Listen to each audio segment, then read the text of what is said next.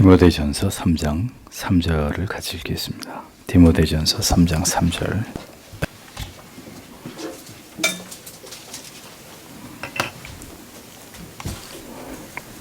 같이 읽겠습니다.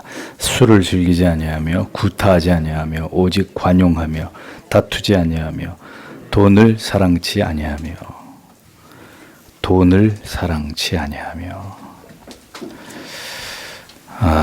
오늘은 고대교회의 정치 형태가 교황제의 횡포로 인해 완전히 붕괴됨에서 성직 수요 및 성직록과 관련한 악행들, 그리고 성직을 가진 수도사, 참사회원, 기타 성직자들의 부패상 4항에서 10항까지를 해설하도록 하겠습니다.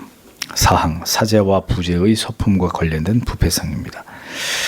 캐톨릭의 주교들은 자칭 사도들의 계승자라고 자기들을 자랑했습니다. 사제들을 세우는 것은 그러므로 자기들의 고유 권한이라고 이렇게 주장을 했죠.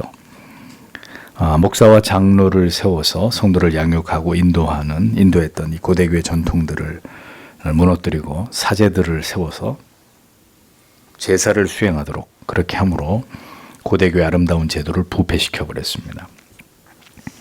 부제라고 했죠. 부제. 개신교로 따지면 이게 집사 정도가 되는데, 부제를 세울 때도 이 성경에서 말씀은 집사의 성경적 임무와는 아주 무관하게 미사를 드리는데 필요한 물을 떠오고 이런 허드렛 일 있죠. 이런 것들을 이제 시키는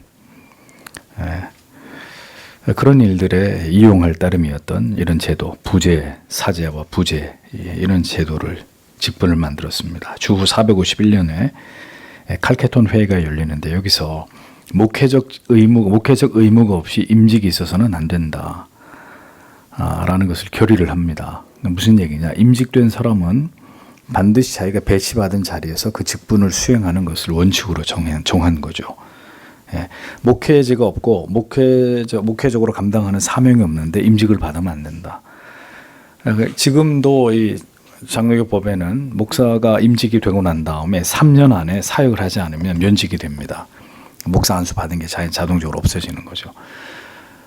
목사가 됐으면 당연히 양을 먹이고 교회를 세우고 복음을 전해야죠. 그걸 하지 않으면 다시 이제 그 직분을 빼앗아가는 것입니다. 그런데 이제 캐톨릭의 이런 제도들은 그 전혀 성경적인 이러한 그 직무와 관련 없이 마구잡이로 이런 직분들을 세워놓고 그것으로 결국 교회의 타락을 부추기게 되는 이런 문제들을 야기했다는 말이죠. 임직을 받고 배치를 받은 자만이 직분을 수행하는 데 필요한 생계를 위한 필요를 교회를 통해 공급받게 하므로 불필요한 부담을 교회가 떠안지 않게 하고 성도님들의 헌금이 가난한 자들에게 혹은 사역을 하고 있는 성직자들에게만 이렇게 지불되도록 이런 원칙들을 세웠던 겁니다. 또 임직을 받은 자들이 자신들에게 주어진 임무를 충실히 감당하도록 자기들이 받은 사명을 엄숙한 예식으로 확증하게 한 차원에서 이 칼케톤 회의의 결의는 중요한 의미를 갖습니다. 타락한 카톨릭의 사제들은 그러나 그들의 거룩한 사명과 소명에 대해서 전혀 관심이 없었고 오직 자기들이 세습으로 물려받은 직분이든지 임직을 받은 사제의 직분이든 간에 이 직분을 사제가 되면 뭐가 나와요? 교회에서 생계를 유지하는 데 필요한 돈이 나온단 말이에요. 그러니까 여기에만 관심이 있었다. 참 기가 막힌 얘기죠. 이것이 타락한 카톨릭의 사제와 부제의 소품과 관련된 부패상이었습니다. 전혀 하나님 앞에 소명받지도 않았고 사명도 없는데 그러니까 종교적 밥벌이를 한 겁니다. 종교적 밥벌이.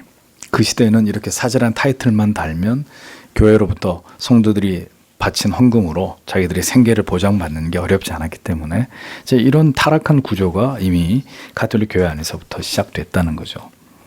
임직이 되었어도 적절한 사역지를 임지로 부여받지 못한 자들에 대해서 생계를 지원하는 것을 금지한 법령들도 존재했는데 소용없었던 거죠. 거짓과 기만으로 계속해서 성직은 더럽혀졌고 성직이 생계를 위한 부당하고 불법한 창구의 역할을 하는 이런 일들이 가톨릭 교회 안에 빈번하게 일어나게 됐다고 칼빈이 고발을 하고 있습니다. 성직이 물질에 의해서 더럽혀지고 생계의 수단으로 전락됨으로 인한 이 성직의 타락은 이 비단 가톨릭만의 문제가 아니죠. 이제는 개신교조차도 목사의 직분이 혹은 장로나 집사의 직분이 거룩한 주님의 교회를 위해 수종을 들면서 섬기는 이런 거룩한 직분이 아니라 일종의 잡이 되는 거예요. 직업. 혹은 자기의 명예를 드러내기 위한 어떤 수단으로 전락하게 되는 이런 현실을 보는 것입니다. 교회 직분이 무슨 계급장입니까? 자기 그 명함에다가 아무개 교회 장로 이런 거 파놓게. 목사가 직업의 하나가 됐다는 것은 굉장히 슬픈 얘기인데 수년 전에 그 여대생들한테 조사를 했죠. 굉장히 오래된 얘기예요. 지금은 뭐 그런 조사하면 절대로 그렇게 안 나올 겁니다. 한 10여 년 전에 여대생들을 상대로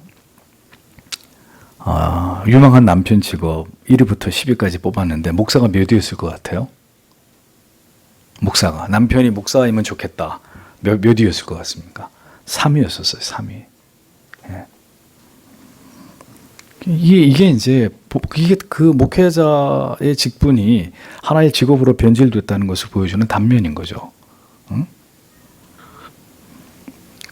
오죽하면 제 선배 목사님도 결혼을 했는데 아버지가 엄청나게 그 신부 측 아버지가 엄청 반대를 하셨거든요. 절대로 내 딸 어떻게 키운 딸인데 무슨 전도사 따위한테 내 딸을 주냐고 엄청 반대했는데 그 신부 아버지 되시는 분이 어느 날 교회 다니는 친구하고 술자리를 같이 하면서 그 들은 얘기로 오케이 허락을 했다는 거예요. 얘긴즉슨 그 술 먹는 친구 집사 얘기를 들어보니까 자기 교회 목사가 사례를 얼마나 받고 어떤 집에 살고 어떤 차를 몰고 다니고 그거 듣고 그 정도면 뭐 보내줘도 내 딸을 시집 보내도 되겠네 해서 극렬히 반대하던 장인어른께서 환영을 했다는 목사 사위를 맡는 것을 다시 반대로 쌍수 들고 환영을 했다는 웃지 못할 얘기를 들은 기억이 나요. 그런 것입니다. 성직이 생계를 위한 수단이 될 때 그것은 성직이 아닙니다. 또 생계를 위해 온전히 임직의 부르심에 충성하지 못한다면 그 성직 또한 내려놔야죠. 목사가 되는데 목사로서 전심을 다해 하나님을 섬기지 않고 자꾸 다른 일을 해요. 다른 일을 투잡을 뛰는 거죠.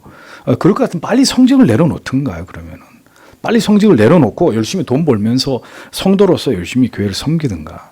이도 아니고 저도 아니고. 성직의 거룩과 순결이 유지되지 않으면 교회의 영적인 거룩과 순결도 지켜질 수 없습니다. 성직의 타락은 교회의 타락으로 이어지고 돌이킬 수 없는 영적인 부패로 발전할 수밖에 없다는 것을 우리는 캐톨릭 교회의 교훈을 통해서 분명하게 기억해야 되는데 늦었어요. 이미. 개신교회도 이런 부분에 있어서는 타락할 대로 타락했기 때문에 참 안타까운 현실을 우리가 보고 있습니다. 성직 수요의 부패성. 5번째로 가톨릭은 그들의 제사 미사를 위해서만 임직을 했습니다. 그러나 장로를 임직하는 일은 제사를 드리기 위함이 아니죠. 교회를 다스리기 위함이고 집사를 임직하는 것은 물질을 거둬서 구제를 책임지게 하기 위함입니다. 그러니 교회 안에는 가르치는 장로와 치료하는 장로와 구제를 담당하는 집사의 직분이 중요한 거지 뭐 하는데 사제, 부제 이런 게 왜 필요합니까? 이런 성경에 나오는 직제를 다 무시하고 자기들만의 또 다른 성직을 만들어서 그것으로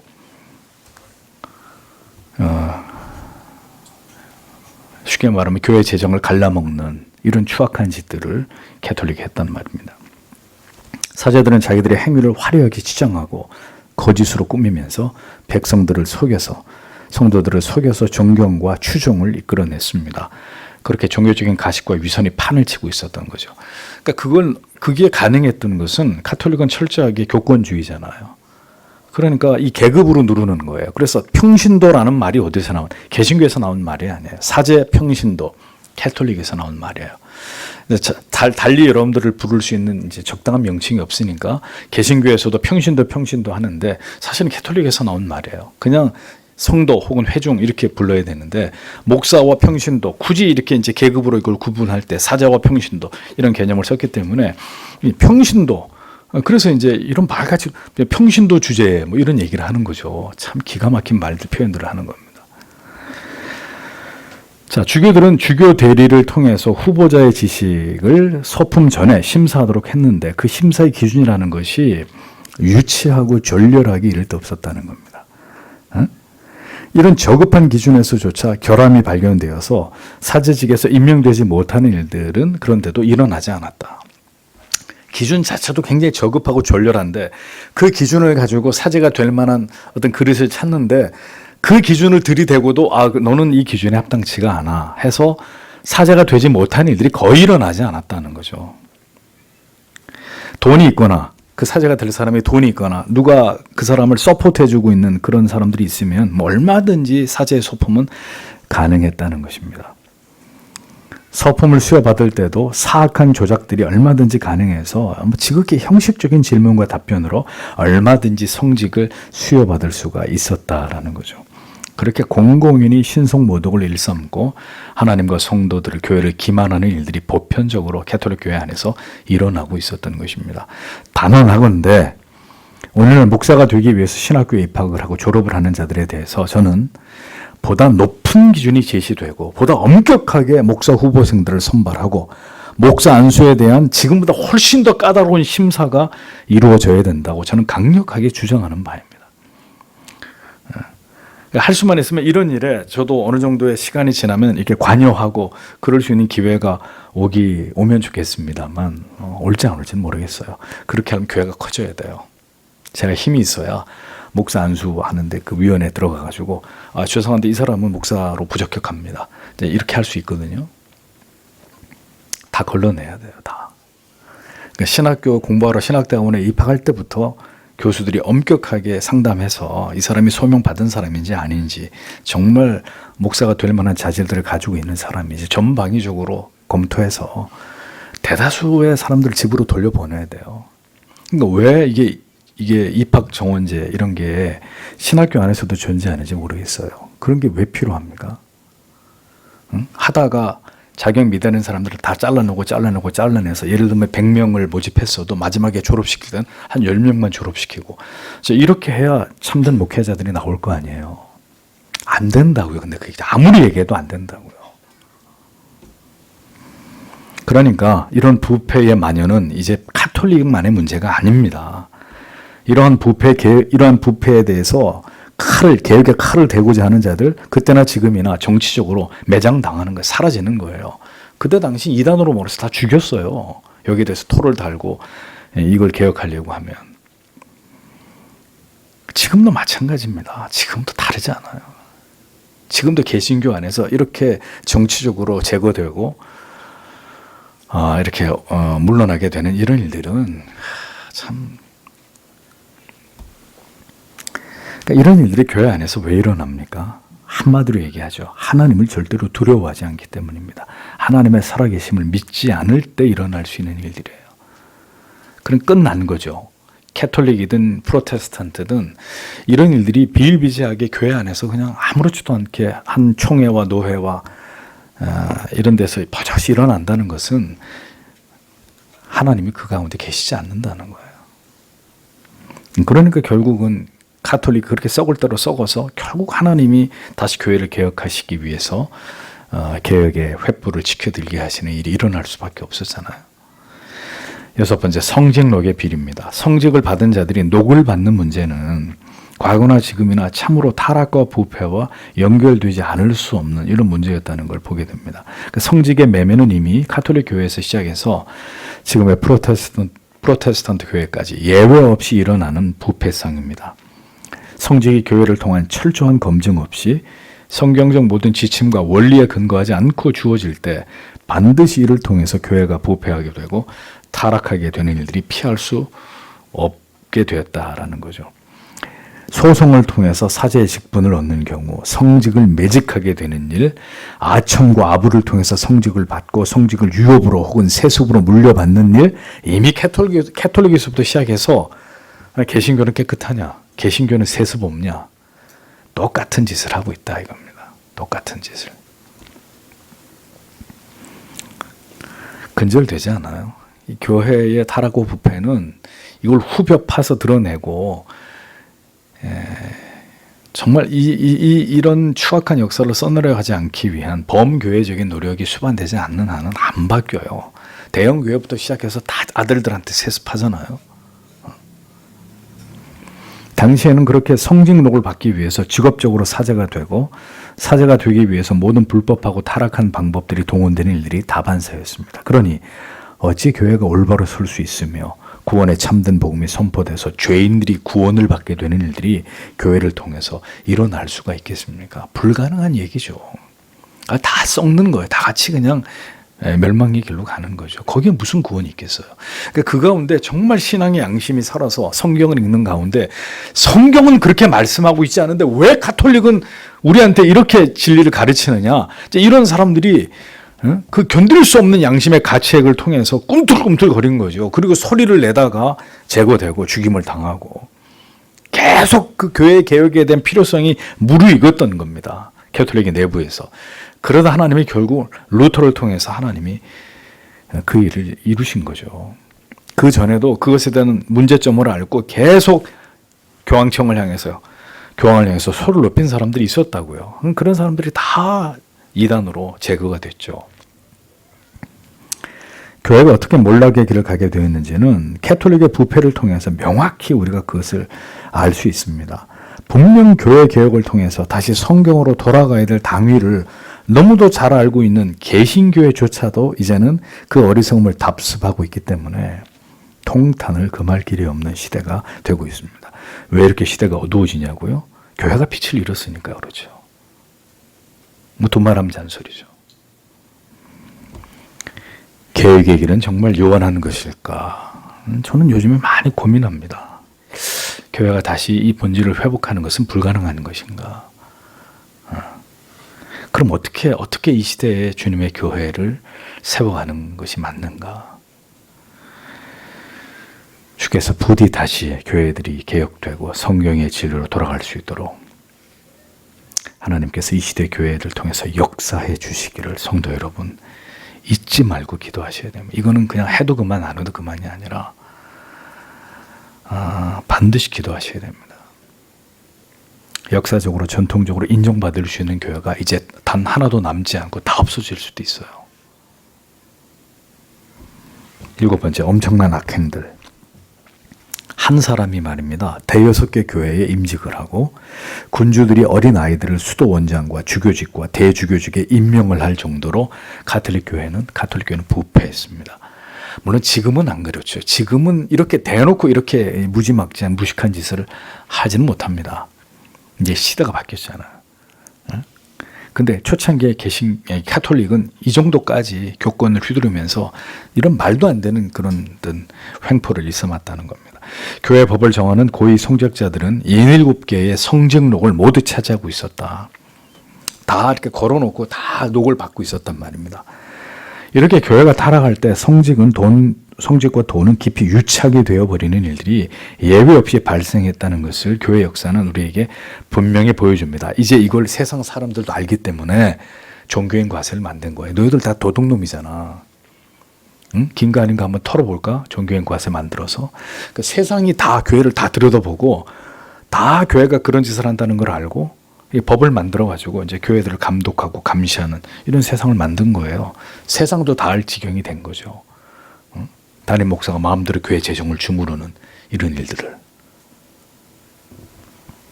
세상을 걸 필요가 없습니다. 교회가 스스로 자정 능력을 잃어버렸기 때문에 세상이 이렇게 치고 들어오는 거예요. 교회를 우습게 여기고.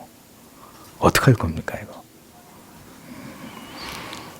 나중에는 이제 옛날에 그 김영삼 대통령 정권 때 그런 일이 있었죠.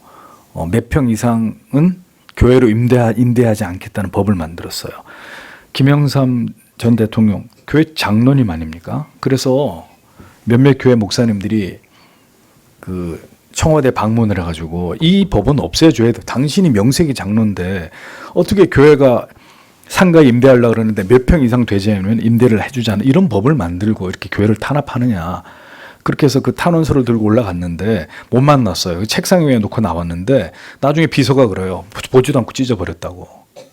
그래서 IMF가 왔는지는 모르겠지만. 그런 겁니다. 예.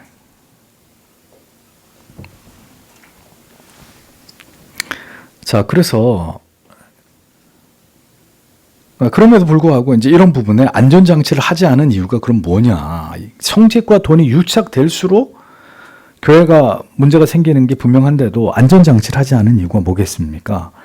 교회가 스스로 성직자들이 교회의 재산이나 재정을 좌지우지 않도록 법령을 세우면 되는데 그것도 이루어지지 않아요. 그때도 그렇고 지금도 그랬고 안 한다고요. 그거를. 예를 들면 이렇게 하면 되는 거죠. 목회자의 사례를 맥시멈부터 미니멈까지 정하는 거예요. 어떤 교회든 목사가 아무리 성도가 많아도 재정이 풍부해도 이 정도 이상은 사례를 받지 못하도록, 아무리 가난하고 없는 교회라도 이 정도 이상은 목사가 사례를 받도록, 그럼 그게 모자라면 노예가 그 부분을 충당하고 뭐 어떤 식으로든 이런 법을 얼마든지 만들어서 목회자의 이 생계 문제가 돈으로 인해서 타락하지 않도록 뭔가 장치를 만들면 되는, 안 만든다고요, 이런 거요. 성도가 성직자를 믿지 못하듯이 성직자들도 이제 성도들을 믿지 못하기 때문에 교회는 재정 문제로 인해서 다툼과 분열과 고소 고발이 끊이지 않는 겁니다. 그래서요. 끊이지 않는 거예요. 서로가 서로를 못 먹기 때문에. 하나님의 말씀이 분명히 우리에게 바른 진리를 말씀하고 있지만 교회가 성직자와 성도가 하나님의 진리의 말씀에 관심이 없다면 성경의 진리가 무슨 의미가 있겠습니까? 사람들이 자기들 알아서 다 자기가 편한 대로 하는 거죠. 법령을 만들어도 뭐 거부하면 막을 길이 없어요. 교회 법이라고 하는 게, 총회 법이라고 하는 게, 법이 있어도 개교회가 우리 순복 안 해, 우리 탈퇴해, 그리고 교단을 나가버려요. 그럼 끝이에요, 그걸로. 그 있으나 마나한 법 아닙니까? 교회가 이토록 타락하고 부패하였다면 이제는 도리가 없는 것입니다. 온갖 무법과 무질서가 만연하고 누구도 하나님을 두려워하지 않고 성경의 진리를 따르지 않는다면, 그래서 하나님의 교회가 무법천지가 되어버린다면 그것은 더 이상 그리스도의 교회라고 말할 수 없을 것입니다. 그렇게 부패하고 타락했음에도 여전히 그들은 스스로를 거룩한 교회라고, 캐톨릭 교회들이 자기들은 거룩한 교회, 전통성 있는 교회 이렇게 포장을 하면서 모든 추악하고 더러움을 모두 가린 채로 전통을 계승하고 있다고, 우리는 올바른 교회를 유지하고 있다고 겉으로는 그렇게 떠들었던 거죠. 진리를 떠나 하나님을 버릴 때 교회가 얼마나 부패할 수 있고 타락할 수 있는지를 우리는 캐톨릭을 통해서 봅니다. 그러나 이러한 문제는 절대로 캐톨릭 교회 안에 국한되는 문제가 될 수 없습니다. 하나님께서 부디 교회들을 깨워주셔서 다시 거룩한 진리로, 성경으로 돌아갈 수 있기를 기도해야 합니다. 하나님을 두려워할 수 있게. 그것이 우리의 살 길이기 때문입니다. 그러니까 하나님을 다시 두려워한다. 저는 딱 한 가지 방법밖에 없다고 생각해요. 이제는 어떻게 하면 이 시대의 교회와 성도들로 하여금 하나님을 지극히 두려워할 수 있도록 만드느냐. 엄청난 재앙이 일어나는 거죠. 전쟁이 일어나든지 사람들의 목숨이 경각에 달리는 이런 극단의 상황이 벌어지는 거예요. 우리 눈앞에. 별 수가 없어요. 그때는 아이고 하나님 살려주십시오. 너나 할 것 없이 그렇게 갈 거 아니에요? 하나님 살려달라고. 그리고 죄를 회개하고, 정말 참 신자들 같으면 주님 내 목숨을 살려주시고 혹 데려가신다 하더라도 죄를 다 회개하고 천국 가게 해달라고 맨날 교회 나와서 기도하지 않겠어요? 그것도 안 하고 다 도망치면 뭐 아무것도 아닌 거고요. 이제. 그러니까 저는 이제는 그 방법밖에 없다고 생각하는 겁니다. 다시 우리가 영적으로 각성하고 거룩한 영적인 부흥을 위해서 기도하고 하나님을 두려워하면서 하나님의 통치를 열망하게 될 수 있는 그런 계기는 그냥 이런 날들이 계속 지나가면서는 절대로 찾아오지 않고 어떤 극단의 공포의 두려움의 날들이 우리에게 찾아와야 하나님 살려주십시오. 하나님 살려주십시오. 우리가 하나님 앞에 죄를 지었습니다. 우리를 용서해 주십시오. 이스라엘 백성들이 했던 그대로 그런 일이 일어나지 않을까 싶습니다. 성직을 가진 수도사, 참사회원, 기타 성직자들의 부패상입니다. 8번째, 수도사들의 성직 임명. 로마 교회에서 사제는 둘로 나누는 거예요. 수도사와 사제로 나뉩니다. 수도사는 고대 교회에 존재하지 않았던 직분입니다.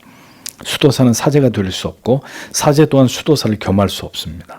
두 직분이 서로 상충되어서 사역이 방해를 받을 수 있었기 때문이죠. 그러나 후에는 이 두 직분의 구분이 사라지게 되었고 겸할 수 있게 됐습니다. 중요한 건 사제의 직분이든 수도사의 직분이든 성경이 말씀하고 있는 성직이 아니다라는 거죠.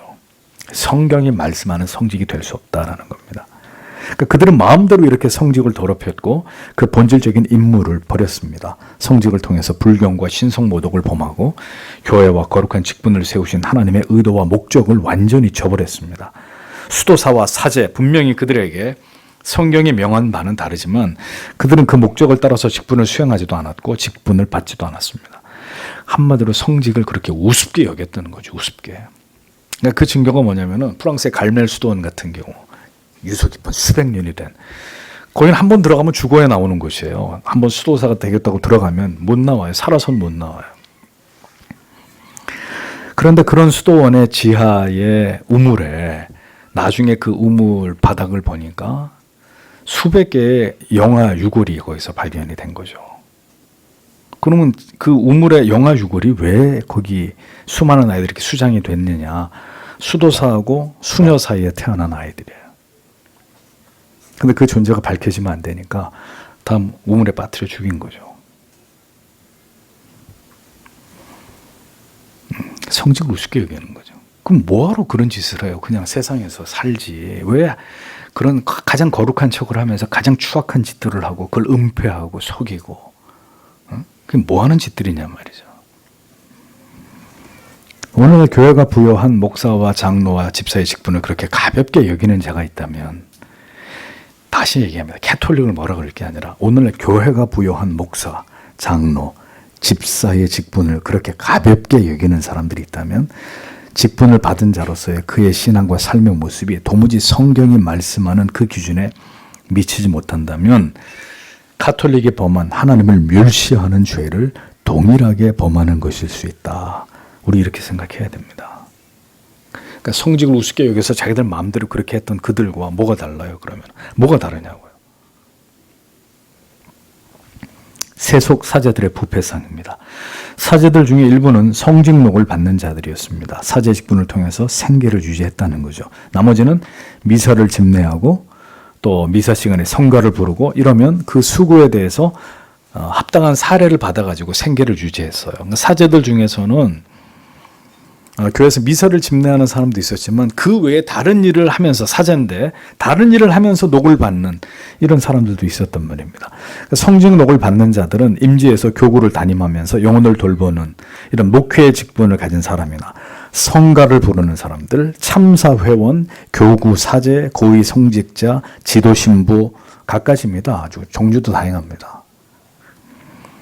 그들은 모두 하나같이 성직을 생계의 수단으로 삼은 자들이고 그러하게 그들은 진리 앞에서 하나같이 비굴을 하며 양심을 거스리며 사람들에게 빌붙어서 고열을 빠는 삶을 살았단 말이죠.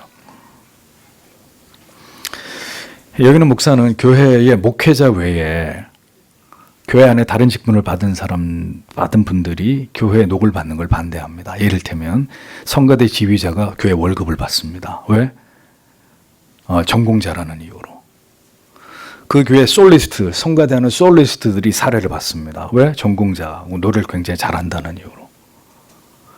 그 교회 찬양 리더, 소위 말하는 찬양 리더라는 이런 직분을 받고 찬양 리더를 합니다. 사람들을 울렸다, 웃겼다 이렇게 예배 전에. 그래서 교회가 또 사례를 줍니다. 저는 절대 반대입니다. 왜? 그건 성직이 아니기 때문에.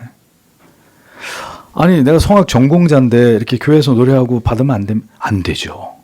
가서 오페라 무대에 가서 받으세요. 왜 교회에서 하나님을 찬양하고 돈을 받습니까? 교회에서 성가대 지휘하고 왜 돈을 받습니까? 그건 뭐 하는 짓들입니까? 그게 그냥 부끄러운 줄 알아야죠. 하나님 앞에서. 누가 주신 재능입니까? 그걸 하나님 앞에 드리면서 돈을 받습니까?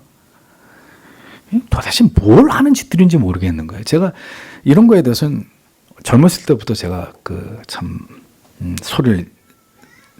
제가 섬기는 교회에서도 소리를 질렀습니다. 그러니까 세상에 나가서 그 재능 가지고 악기를 연주하든 노래를 부르든 돈을 벌라 이겁니다. 하나님이 주신 재능으로 노래를 불러서 그걸로 먹고 사는 거에 대해서 누가 뭐라고 하겠습니까? 근데 교회 와서 왜 하나님을 주신 그 재능으로 마땅히 하나님을 찬양해놓고 지휘하고 뭐 성가대 솔리스트하고 교회에서 돈을 받는다. 참 어처구니가 없는 일들입니다. 거기까지만 해도 다행이죠. 그럼 그 교회 다니는 성도 이거는 주일만 와가지고 성가대 앉아서 노래 부르고 돈 봉투 받아가는.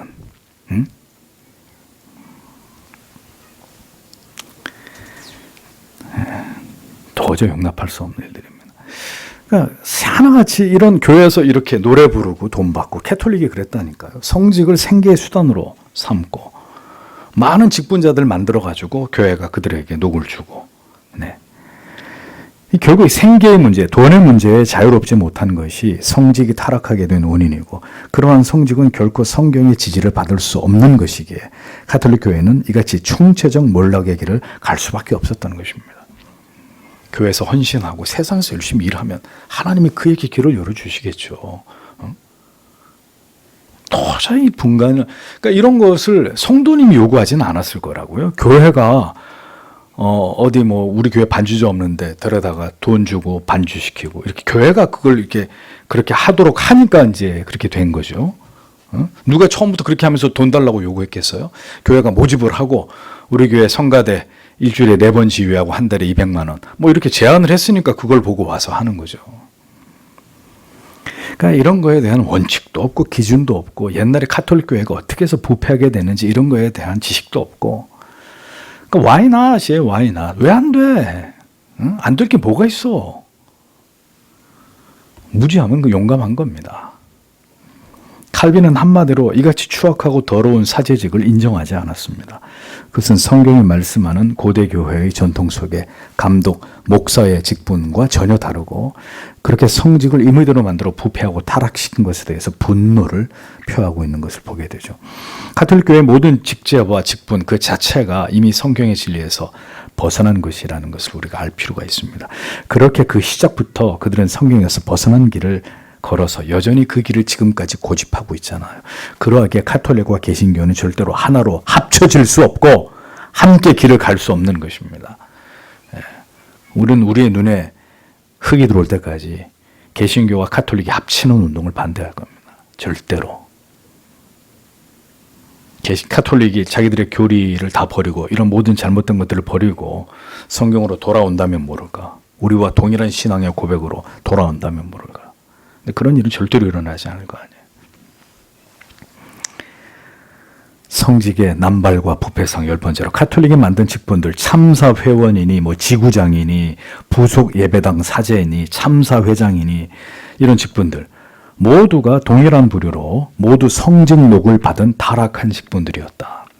그들은 말씀을 전하고 군직을 시행하고 성례를 행하는 일에 대해서는 전혀 관심이 없는 자들이었다는 거죠. 이러한 직분자들은 성경의 지지를 얻을 수 없는, 교회의 녹을 받아서는 안 되는 직분이란 말입니다. 그들은 성경이 말씀하고 있는 목사나 장로의 직과 전혀 무관한 자들이고 성경적 근거를 찾아볼 수 없는 직분들이다라는 겁니다. 부정하고 부패한 모든 인위적인 직분들, 모든 이 직함들에 대해서 칼빈은 개혁의 칼을 지켜든 겁니다. 참사회니 뭐 사제니 성경적 교회 정치 제도와 무관한 모든 직분들을 칼빈은 쓰레기처럼 여기고 그것을 부정했죠. 초대교회 전통을 복원해서 성경적인 장로의 직분을 회복하는 것을 가장 중요한 가치로 여겼습니다.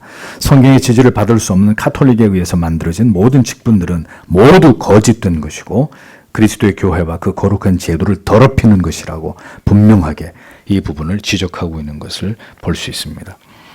교회가 거룩을 회복하기 위해서는 성직의 회복이 무엇보다도 중요합니다. 무엇보다도 중요합니다. 다시 말씀드립니다. 교회가 개혁되는 건 바른 목회자, 바른 신학자가 세워지는 것 외에는 길이 없어요. 길이 없어요. 올바른 목사 한 사람 세워지고 올바른 신학자 한 사람 세워지는 거, 그게 그렇게 중요한 일입니다. 우리는 결국 성경이 말씀하지 않는 직분을 부정합니다. 여성 목사, 여성 장로, 그 밖의 직분들, 이른바 찬양 사역자니 뭐 찬양 인도자니 현대 교회가 임의대로 새롭게 만들어낸 이런 모든 직분들 인정하지 않습니다. 다 배격합니다. 모든 성직의 타락의 중심에 물질에 대한 탐욕이 있었다는 사실을 성도 여러분 경계해야 합니다.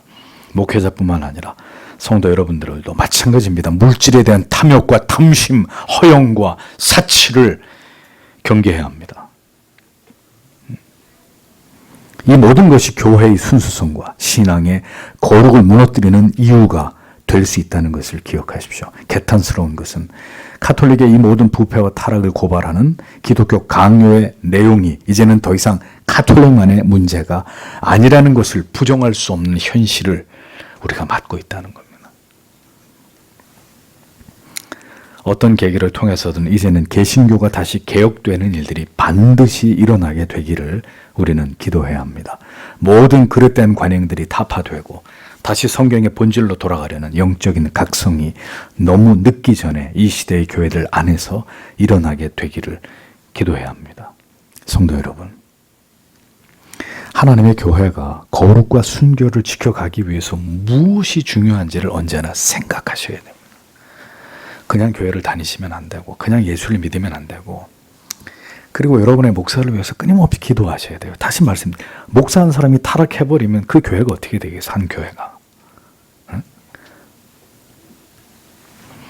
부단히 그것을 위해서 깨어있어 우리가 하나님 앞에 기도하는 일에 힘써야 합니다. 언제든지 성교회는 캐토릭을 통해서 보듯이 부패와 타락의 위험성에 노출되어 있기 때문에 사탄이 끊임없이 공격하는 곳이잖아요. 끊임없이 해체시키고 변질시키고 타락시키고 무너뜨리기 위해서 부단히 공격하는, 짐승에 의해서, 용에 의해서 공격을 당하는 곳이 그리스도의 교회잖아요. 우리 모두가 성경의 진리 위에, 진리의 기둥과 터 위에 교회를 세우고 그것을 지키기 위해서 힘쓰지 않는다면 캐톨릭에서 개혁되어 나온 교회가 또다시 개혁의 대상이 되어버리는 이 끔찍한 현실에 직면할 수밖에 없다는 것을 결코 잊어서는 안 될 것입니다. 주님께서 부디 이 땅의 교회들을 회복시켜 주시기를 기도하십시오. 어떤 지역에 교회를 추천해달라고 하는 분이 있어서 샅샅이 다 뒤졌는데도 없어요. 이 기가 막힌 현실이에요. 바른 개혁교회를 찾아서 알려드리려고 아무리 뒤지고 뭐 누구한테 부탁을 해도 그 지역엔 그런 교회가 없어요. 그럼 어디로 가라 그래야 되는 거예요? 이게 지금의 현실입니다. 성도 여러분, 오늘도 교회를 위해서 기도하는 이 거룩한 사명을 굳게 지켜나가시는 여러분들이 우리가 되어야 될 줄 믿습니다. 기도하겠습니다.